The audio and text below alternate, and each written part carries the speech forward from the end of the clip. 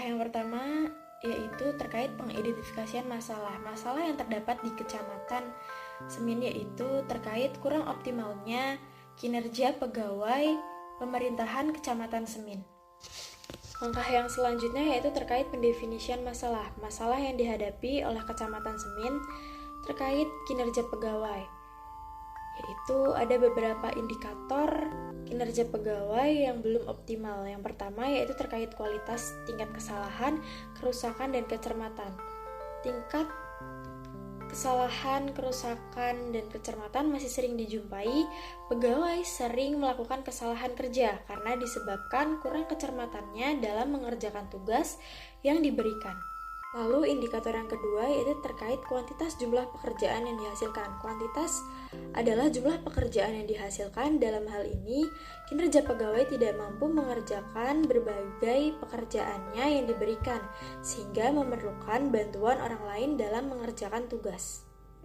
Indikator yang ketiga yaitu terkait penggunaan waktu dalam kerja. Hal ini terkait tingkat ketidakhadiran dan keterlambatan. Hal ini membuat kinerja atau waktu kerja yang efektif menjadi hilang. Indikator perilaku pengguna waktu dalam kerja adalah berangkat dan pulang sesuai dengan waktu. Yang selanjutnya yaitu menentukan tujuan kebijakan. Tujuan kebijakan ini berupa upaya peningkatan kinerja pegawai di Kecamatan Semin, Kabupaten Gunung Kidul.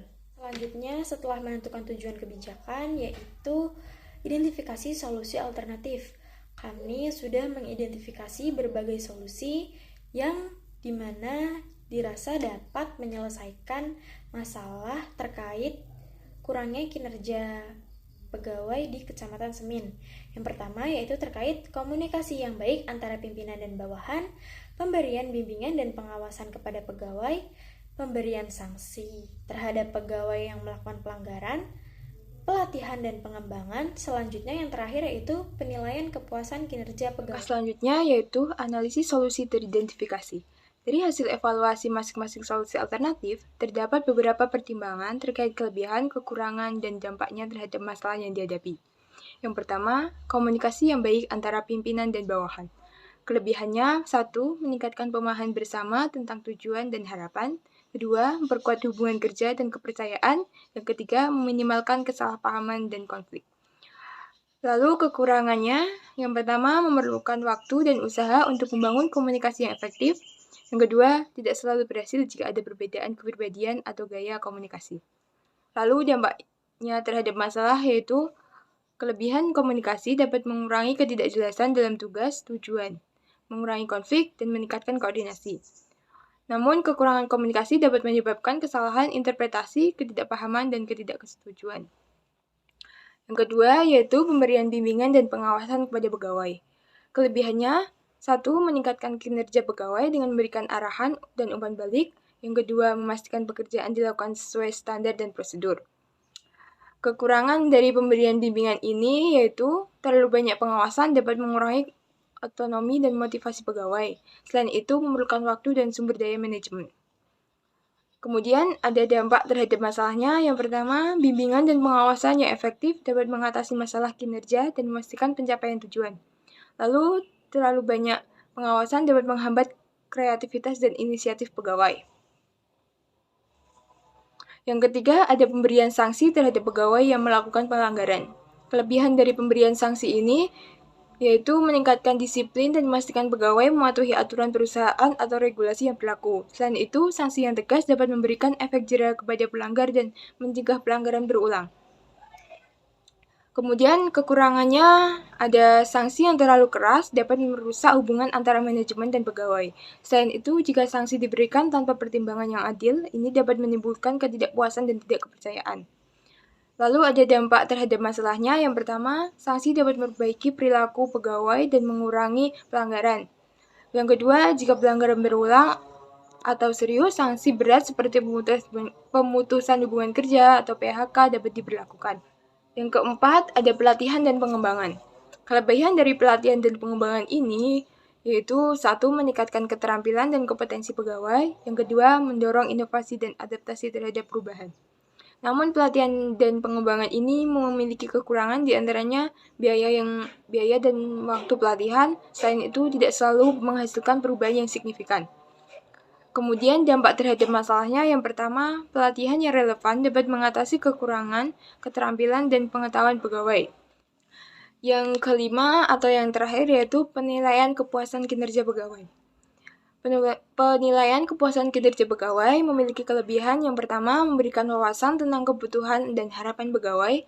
Yang kedua, memungkinkan perbaikan berdasarkan umpan balik. Kekurangan dari penilaian kepuasan pegawai ini meliputi tidak selalu akurat karena subjektif, tidak mengukur kinerja secara langsung. Dampak terhadap masalahnya, yang pertama, penilaian kepuasan dapat mengidentifikasi masalah, area perbaikan, namun perlu digabungkan dengan metode penelitian kinerja yang objektif. Berikutnya ada memilih solusi.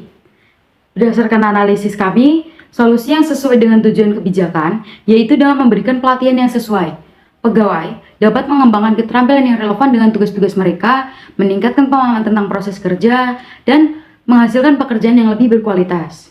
Pelatihan yang baik akan membantu pegawai mengatasi kelemahan dan memperkuat kompetensi yang diperlukan untuk mencapai tujuan organisasinya. Selanjutnya ada implementasi solusi terpilih.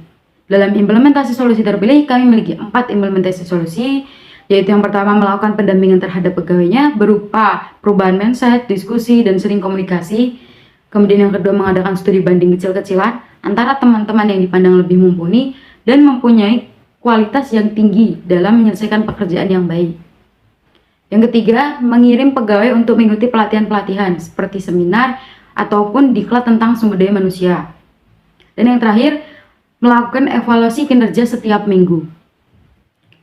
Dalam evaluasi hasil, kami memiliki 4 solusi yang akan kami evaluasi, yaitu terkait pendampingan terhadap pegawai.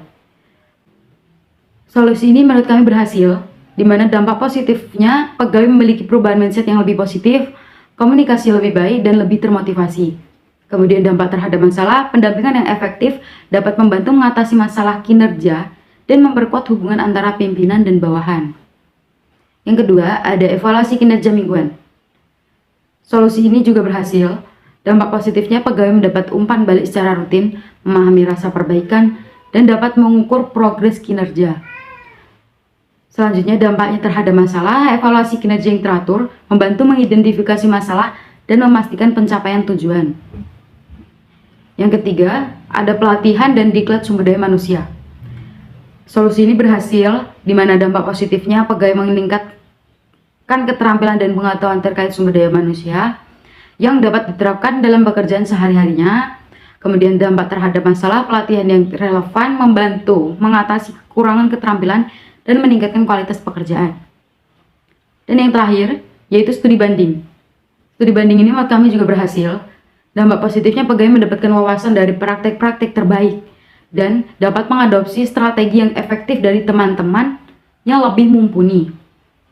Dampak terhadap masalah, studi banding ini membuka peluang untuk belajar dari pengalaman orang lain dan meningkatkan kualitas pekerjaannya.